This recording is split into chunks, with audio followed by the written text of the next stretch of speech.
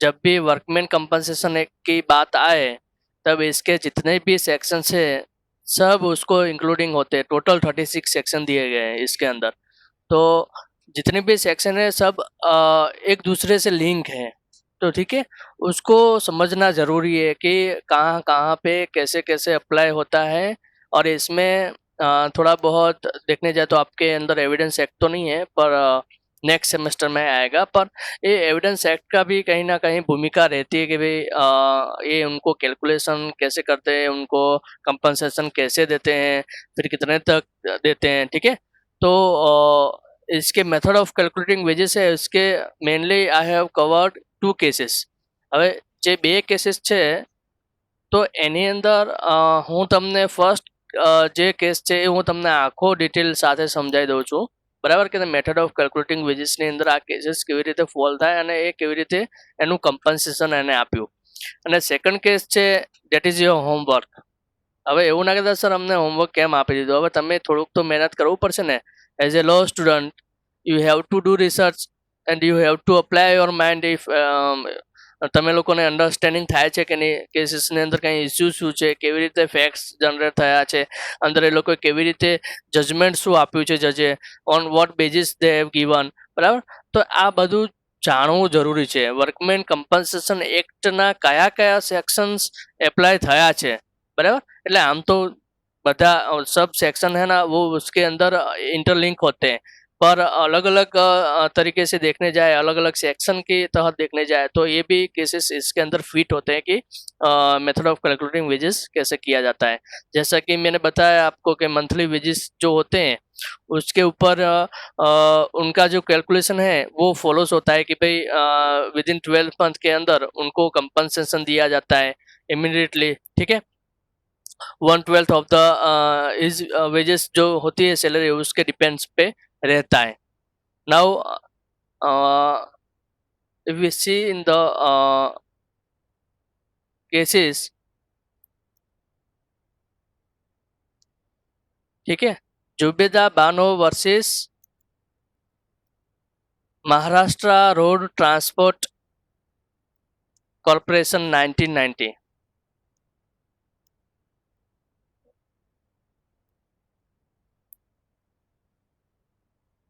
Okay, तो इसके अंदर है ना, हाँ,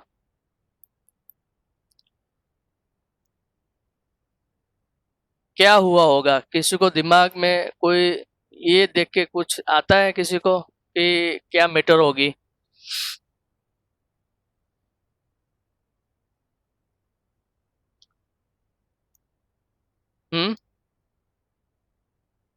आपको केस को देख के क्या ध्यान में आता है? एक्सीडेंट केस होगा सर। हाँ, महाराष्ट्र रोड ट्रांसपोर्ट कॉर्पोरेशन है तो दिमाग में आना चाहिए कि भाई कुछ बस का एक्सीडेंट हुआ होगा, या तो कहीं पे किसी को मार दिया होगा, या तो बस ट्रांसपोर्ट वाले। अब ये ध्यान में आ गया कि एक्सीडेंट हुआ होगा। ठीक है, अब एक्सीडेंट किसका हुआ होगा? तो ये जो महाराष्ट्र रोड ट्रांसपोर्ट कॉर्पोरेशन है उसका एम्प्लॉय होगा कोई, ठीक है, या तो उसका वर्कमैन होगा कोई। तो वो ट्रांसपोर्ट कॉर्पोरेशन में कौन कौन आ सकता है? ड्राइवर आ सकता है, कंडक्टर आ सकता है, सब पैसेंजर्स आ सकते हैं। ठीक है, तो वो सब ये इसके अंदर कंपनसेशन मांग सकते हैं due to negligence of the driver, due to negligence of the conductor, due to negligence of the transport system. So in that we have to see who is responsible, employer is responsible or not as per the section 4 or 3, right? તો આની અંદર આપણે એ જોવાનું છે કે આ કેસની અંદર એક્ઝેક્ટલી શું બન્યું હતું। હું તમને ફેક્ટ્સ વાઇઝ આ કેસ આખો સમજાવી દઉં। હવે જે જુબેદા બાનો છે એ છે વિડો ઓફ ડિસીઝ પર્સન, બરાબર? જે મરી ગયો છે માણસ એની પત્ની, એટલે આપણે એને વિડો જ કહીએ, બરાબર? એટલે જે આપણે આગળ વાત કરી હતી કે ભાઈ કેમ સર વિડો તમે કહો છો? કારણ કે જે માણસ મરી જાય છે તો એ ઓટોમેટિકલી એ વિધવા થઈ ગયું હોય, બરાબર? જેને કમ્પન્સેશન મળવાનું છે તે વિધવા હોય, એના બાળકો હોય, ઇલિજિટિમેટ ચિલ્ડ્રન હોય, લેજિટિમેટ ચિલ્ડ્રન હોય, વોટ એવર ઇટ મીન્સ, જે આપણે આખું લિસ્ટ જોયું હતું એની અંદર કોણ કોણ આવે, લીગલ એડલ્ટ આવે, બરાબર. જે લીગલ હાયર્સ છે એ બધાને કમ્પન્સેશન મળે, but they have to prove date it has been અકર during the course of his employment, બરાબર. એટલે કે એનું જ્યારે કામ હતું, જ્યારે એ કામ અથવા સર્વિસમાં હતો ત્યારે આવી કોઈ ઘટના બની અથવા એક્સિડન્ટ બન્યો, ત્યારે આ કેસીસની અંદર as per the workmen compensation act they can file the suits for the recovery, for the compensation, for the reward, reward, okay, whatever they want. તો આની અંદર શું બન્યું હતું, Zubeda Bano versus Maharashtra road transport કોર્પોરેશનની અંદર, તે આપણે જોઈએ ડિટેલમાં. ઓકે, આ બોમ્બે હાઈકોર્ટનો કેસ, બરાબર છે. એનું સાઇટેશન તમે જોશો તો કે ઇક્વલેન્ટ સાઇટેશન છે 1990 ACJ 1923, આ બધા ઇક્વલન્ટ એના સાઇટેશન છે. તો તમે આ સાઇટેશન ઉપરથી પણ કેસ શોધી શકો.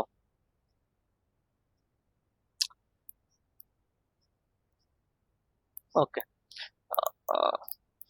હવે જે બેન્ચ હતી એ વી મોહતા, બરાબર, જે જજ છે એમની ડી મોહરી, આ બંને જજોએ આ લોકોને જજમેન્ટ આપ્યું. હવે મેં આખા જજમેન્ટની થોડીક સમરી તમને છે એ હું તમને હાઇલાઇટ કરી દઉં કે કેસની અંદર શું બન્યું હતું. હવે જે આ જુબેદા બાનો છે, she is a widow of A disease person, બરાબર. ડિસીઝ એટલે અબ્દુલ અઝીઝ કુરેશી, એ હતો બસ ડ્રાઈવર અને એની એજ હતી 51 years. I have not mention year but I know the facts. તો એની 51 વર્ષ ઉંમર હતી, બરાબર, અને એ ડ્રાઈવર હતો બોમ્બે ટ્રાન્સપોર્ટ સર્વિસની અંદર, રોડ ટ્રાન્સપોર્ટની અંદર. હવે એનું શું થાય છે, તો એકદમથી કોઈ બે સ્ટેશનની વચ્ચે, મને સ્ટેશનના નામ નથી ખબર, જ્યારે કોઈ બસ છે અલગ અલગ રોડ ટ્રાન્સપોર્ટ મહારાષ્ટ્રનું જે એમએસઆરટીસી, બરાબર, એટલે એમએસઆરટી જે છે એ અંદર મહારાષ્ટ્રની બોમ્બેની સિટીઝની અંદર જે સર્વિસીસ હોય ત્યાં લોકલ સ્ટેશનને ત્યાં પેસેન્જરને ઉતારે ને એને ડ્રોપ કરે, બરાબર, અને એમને લઈને જાય. તો એવી રીતે એક બસ સ્ટેન્ડ એ લોકોએ સ્ટોપ કર્યું ને ત્યાં કંડક્ટર જે છે એ ગયો ટિકિટ આપવા માટે. ત્યાંનું જે બસ સ્ટોપ હોય ત્યાં એમને ટિકિટ એ લોકોને આપવી પડે કે આટલું બસ નંબર, અમારી બસ આવી ગઈ છે અને આ ટિકિટ નંબર, બરાબર. તો એવા ટાઈમે જે ડ્રાઈવર છે આ અબ્દુલ અઝીઝ કુરેશી, એનો શું થાય છે, સડનલી એ છે ને બોર્ડ ચેન્જ કરવા જાય છે. જે ટ્રાન્સપોર્ટનું બોર્ડ હોય ને કે ભાઈ પાલનપુરથી ને ડીસાની બસ હોય, તો પાલનપુરથી ને ડીસાની બસ હોય તો એનું બોર્ડ બદલવું પડે, કારણ કે ડીસાથી પાલનપુર આવી હોય તો હવે ડીસાથી પાલનપુર આવી હોય તો એને પાલનપુરથી ડીસા કરવું પડે, બરાબર. તો એવી રીતે જે રૂટ ચાલતું હોય તો એવા કિસ્સાની અંદર આ જે છે એ બોર્ડ બદલવા જાય છે. અને in the way of the when he is changing the board, the suddenly he got the heart attack, બરાબર. એટલે એકદમ કહેવાય ને કે કોઈને પણ ખબર નથી કે ભાઈ એ માણસ છે ને ત્યાં ખુરશી ઉપર જ એ બોર્ડ બદલવા, તો બોનેટ ઉપર પડી જાય છે. જે આપણે વચ્ચે આવે ને બસની વચ્ચે બોનેટ હોય, જ્યાં ગેર હોય અથવા ગેરની બાજુમાં જે એન્જિન ગરમ થતું હોય એ બોનેટ, તો ત્યાં એ જ્યારે બોર્ડ બદલવા જતો હોય એ લેફ્ટ સાઈડમાં હોય, બરાબર, તો ત્યાં એનું આખું કહેવાય કે એકદમ બેભાન થયેલી અવસ્થામાં હોય છે. અને ઇમિડિયેટલી જ્યારે પેલું ટિકિટ આપીને કંડક્ટર આવે છે તો એ જોવે છે કે ભાઈ માણસ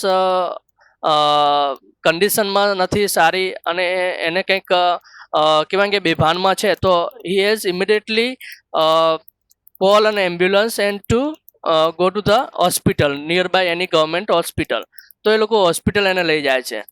હવે એને જે હોસ્પિટલમાં એને કહેવાય કે જે લીગલ પ્રેક્ટિશનર, જે ડૉક્ટર છે એ લોકો એને ડેથ જાહેર કરે છે કે ભાઈ ટક્યા નથી due to sudden heart attack, બરાબર, અથવા આપણે એને કાર્ડિયોક હાર્ટ એટેક કહેતા હોય છે.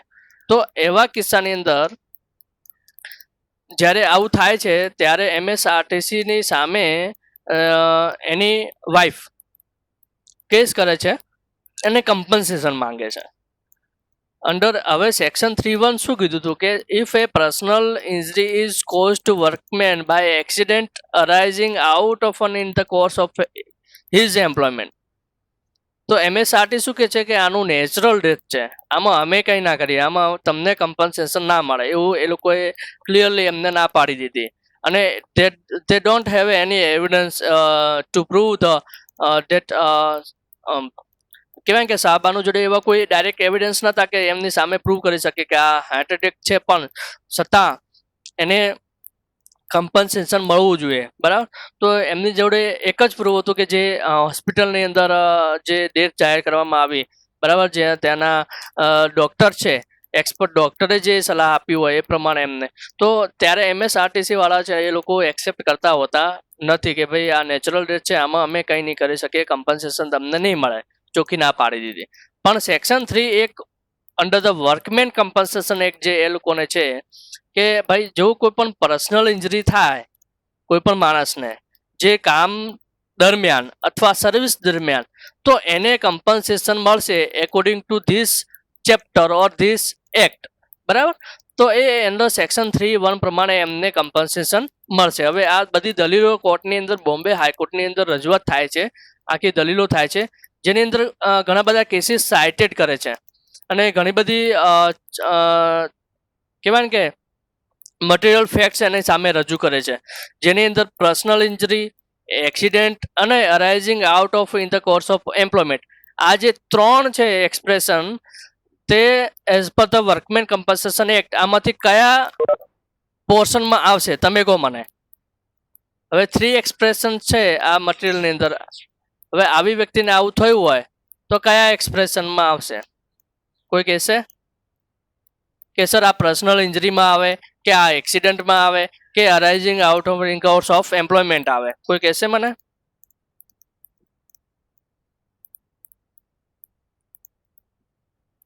બોલો, ભાગી ગયા બધા?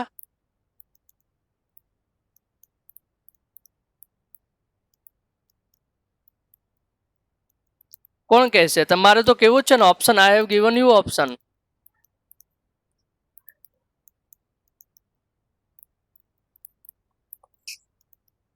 सर एक्सीडेंट है. एक्सीडेंट है, ओके. एक्सीडेंट, और सबको क्या क्या लग रहा है, सब बताओ. एक्सीडेंट है. ओके, एक्सीडेंट है. सेकंड,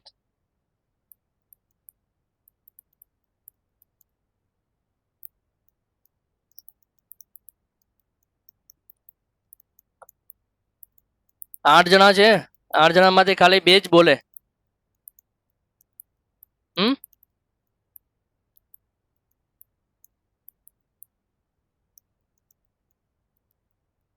બોલો બધા.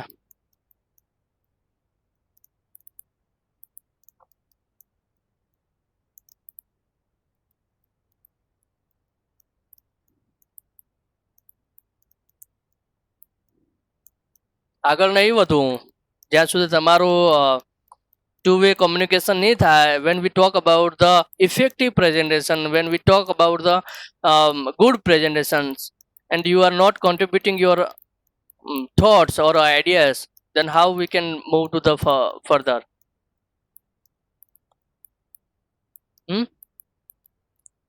અને ઇંગ્લિશ પણ જરૂરી છે સર. ઇંગ્લિશમાં પીપીટી કેમ? ઇંગ્લિશમાં જ પીપીટી હોય.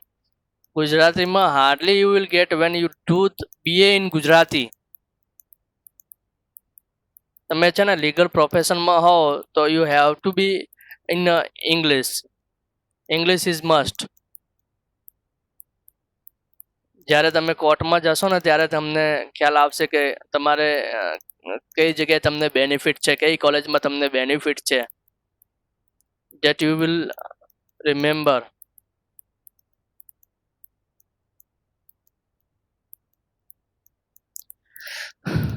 બેના જ આન્સર આવ્યા, બીજા બધા બોલો.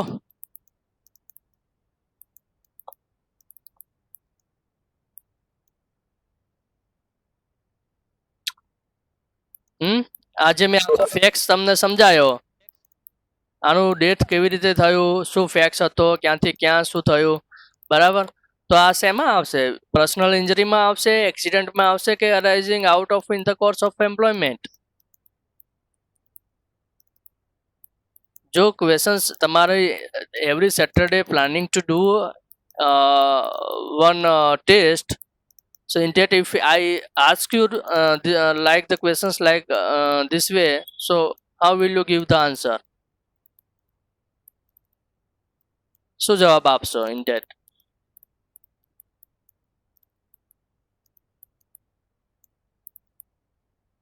પછી એવું પણ લખી દઉં all of the above. કોઈ ફેક્ટ્સ આપી દઉં નાનો અને in that તમને all of the above કહી દઉં તો શું થશે?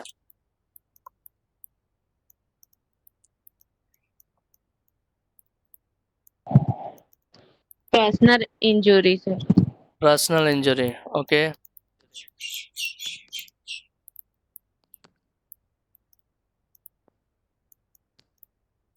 I got the answer from Neha.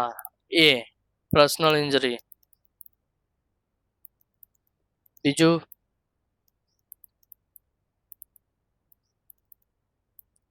Section 3 એ શું કીધું? સેક્શન 3 ભૂલી ગયા? મેં આગળ જ તમને બતાવી દીધું. તમે કેમ આટલા બધા કન્ફ્યુઝ છો? हर्षा क्यों इतना कंफ्यूज हो गए? एक्सीडेंट कहाँ पे हुआ और पर्सनल इंजरी कहाँ पे उसको इंजरी हुआ? Anyone explain me.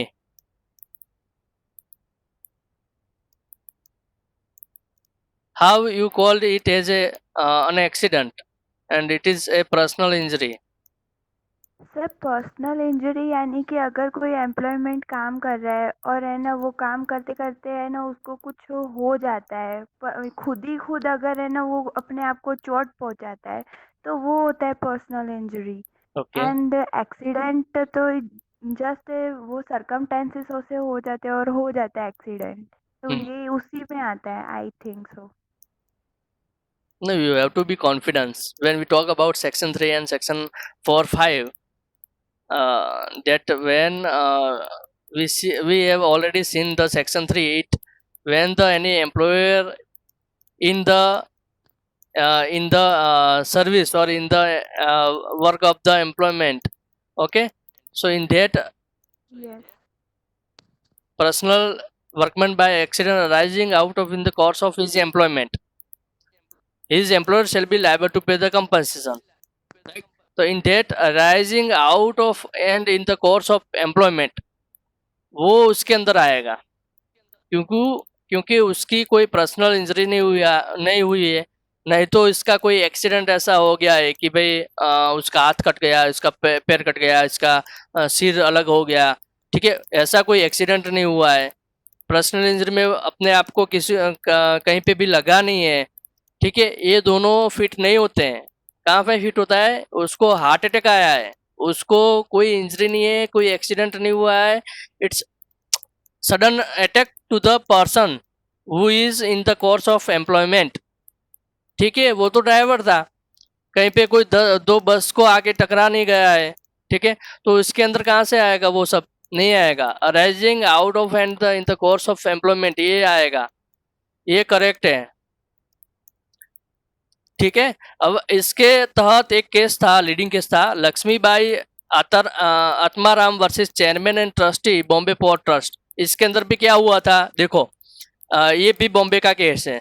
उसके अंदर भी हार्ट पेशेंट था, वो वॉचमैन था पोर्ट ट्रस्ट का, बॉम्बे पोर्ट ट्रस्ट है वहाँ का. ठीक है, तो उसके ड्यूटी के टाइम पे उसको चेस्ट के अंदर एकदम से पेन हो गया और suddenly he died in the morning. क्या हुआ? सुबह में मर गया. अब उसके कमिश्नर ने है उनको रिजेक्ट कर दिया कि भाई ये तो नेचुरल डेथ है, उसको कुछ नहीं मिलेगा, उसको अभी हम पैसे नहीं देंगे, कंपनसेशन नहीं मिलेगा. बट हाईकोर्ट ने क्या किया कि भाई heart injury was accelerated by the strain of the work. भाई उसका जो काम था उसके टाइम पे हुआ, in the case of death by the disease as well as the employment. ठीक है, नॉट बाय द डिसीज से कोई हुआ नहीं है, but the casual connection between the death and employment such है कि उनका जो कनेक्शन है वो liability of the employ under section 3 होता है. डायरेक्टली कहाँ पे फॉल करता है? As under section 3. ठीक है, कि भाई एम्प्लॉयर्स लायबिलिटी रहती है अगर कोई एम्प्लॉयमेंट के टाइम पे या तो कोई कोर्स ऑफ द सर्विस के टाइम पे अगर किसी की डेथ हो जाती है बाय द एनी वे. ठीक है, उसके अंदर कोई ऐसा तो रूल्स नहीं है भाई किसी को हार्ट अटैक आ गया तो you are not getting the compensation.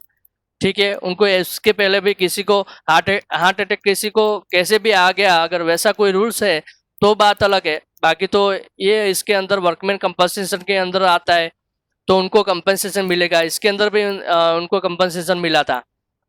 ठीक है। नाउ MSRTC ने क्या किया कि जितने भी स्टेटमेंट थे उसके, वीडियो के, कंडक्टर के, 2 पैसेंजर थे, उनके सबके विटनेसेस लिए जो फिजिकल कंडीशन में वहाँ पे थे। और उनके केबिन के क्या है कि the placement of his body cabin immediately after the accident, तो उनका जो केबिन पे बॉडी गिर गया था और attempting to change the board, जब वो चेंज करने जा रहा था एंड सडन हार्ट फेलर हो गया। तो इसके अंदर res ipsa loquitur to think itself, इसका मीनिंग ये होता है, ये प्रिंसिपल इसके अंदर फॉलोड होता है इनटू द सर्विस। ठीक है। Principle of ipsa loquitur means think itself. तो ये जो प्रिंसिपल है कि अगर ऐसा कोई बनाव हो जाता है या तो घटना हो जाती है, तो वो इसके अंदर ही आता है कि एम्प्लॉयमेंट ऑफ सर्विस के अंदर ही आएगा, वो arising out of in the course of employment. ठीक है। अब क्या हुआ कि जो लीगल हायर्स हैं, इन लोगों ने शेड्यूल 4 की बात की। अब यहाँ पे पता है शेड्यूल 4 में क्या था, किसी ने देखा? What was in the schedule 4?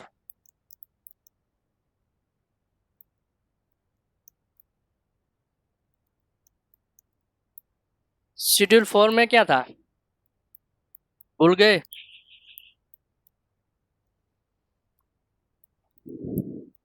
Compensation कैसे देते थे शेड्यूल 4 के तहत? मेथड ऑफ कैलकुलेटिंग वेजेस, इसके अंदर मैंने आपको डिटेल में बताया था विथ एग्जांपल, विथ इलस्ट्रेशंस, कि भाई शेड्यूल 4 के अंदर अगर किसी की एज होती है, उसके हिसाब से उसको जो रिलेवेंट फैक्टर्स होते हैं, वो उसको ध्यान में रखकर उनको कंपनसेशन दिया जाता है टू देयर लीगल हायर्स।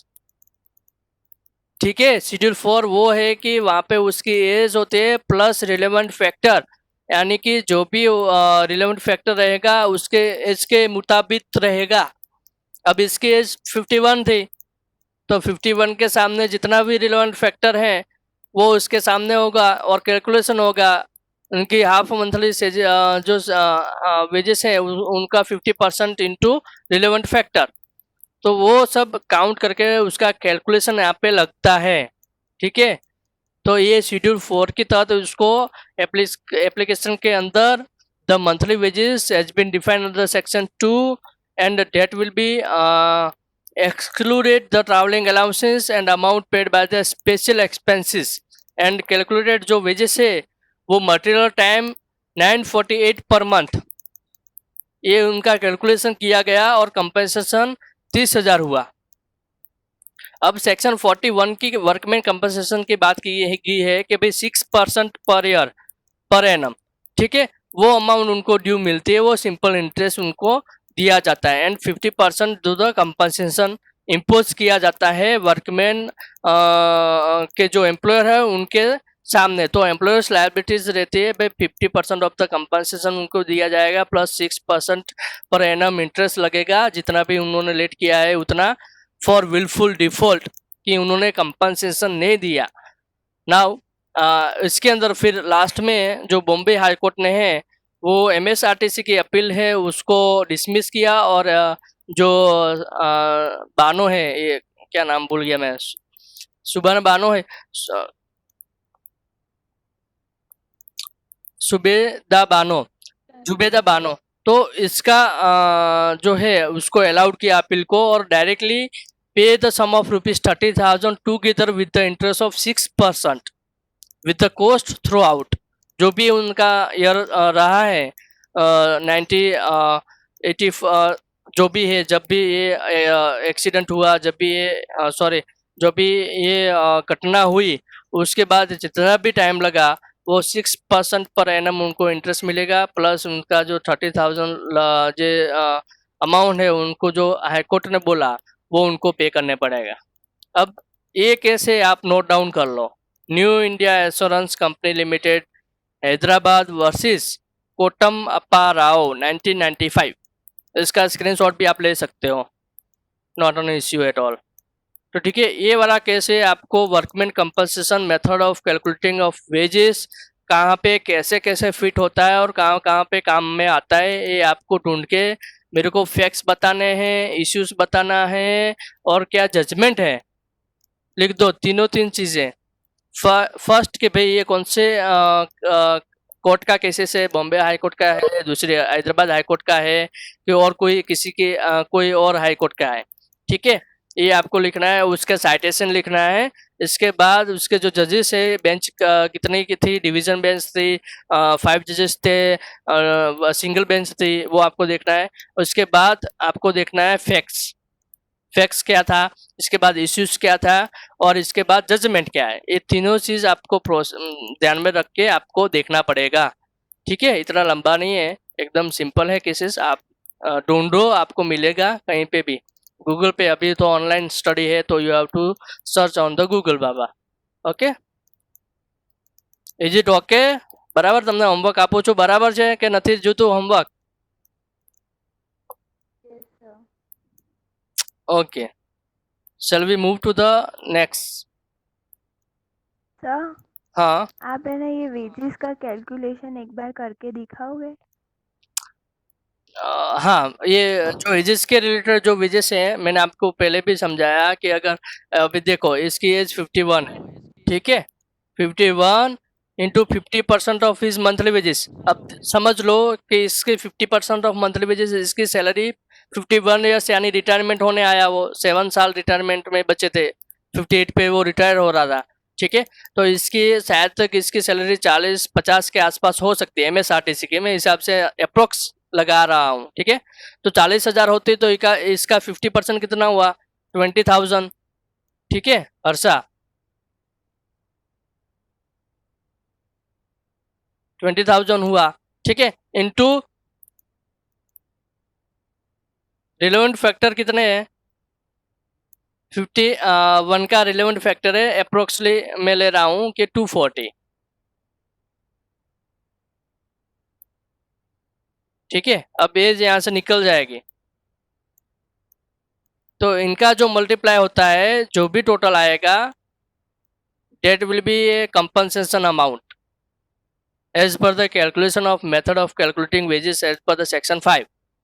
ठीक है, ये कैलकुलेशन है उनके मंथली वेजेस के हिसाब से, ये उनके रिलेवेंट फैक्टर से उनको इतना कंपनसेशन मिलेगा। अब इसका काउंट कर लो आप कितना होता है अप्रोक्सीमेटली, तो वो है इसका अमाउंट।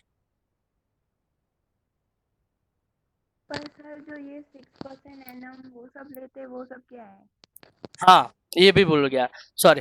अब कितने साल लगे, ठीक है, डिपेंड्स है कि भाई ये इसका जो टोटल अमाउंट आया उसका प्लस कितने साल लगे। अगर 2 साल लगे तो जो कंपनसेशन अमाउंट है इसका 6% इंटरेस्ट उसको मिलेगा। सपोज कि यहाँ पे 20,000 इंटू 240 करे तो 240 टू जा 848 4,80,000 समथिंग आएगा। ठीक है, या 4,80,000 समथिंग आएगा शायद तक। तो जो भी रहेगा उन इसका 6%, अगर 2 साल हुआ तो इसका 6% जो भी होगा 4,80,000 का 6% वो प्लस इंटरेस्ट उसको अंदर मिल जाएगा, प्लस में आएगा तो उसको प्लस हो जाएगा। ठीक है, 4,80,000 का प्लस हो जाएगा जो भी है वो। तो वो इंटरेस्ट उसको वो डिपेंड है कि 2 साल लगे, कितने साल लेट हुआ, जजमेंट कब आया कितना, तो वो जज डिसाइड करते हैं कि भाई उनका इतने साल का जो रेशियो रहा है, जब भी एक्सीडेंट हुआ या जब भी पर्सनल इंजरी हुई, जब भी उसका डेथ हो गया, उसके बाद से कितना लेट हुआ, जितना भी लेट होता है उतना उनको इंटरेस्ट पे इंटरेस्ट मिलेगा, कंपनसेशन उसके जो कंपनसेशन अमाउंट है उसके ऊपर। ठीक है, वैसे ये काउंट किया जाता है, पूरे का पूरा मैथमेटिकल उसका सॉल्यूशन होता है। वो गवर्नमेंट है वो डिसाइड करती है कि उसका जो भी है कितना कैलकुलेशन करके सब मंथली वेजेस मिलाकर इसका परसेंटेज इंटरेस्ट मिलाकर और उसको दिया जाता है as per the judgement given by the any high court. Clear?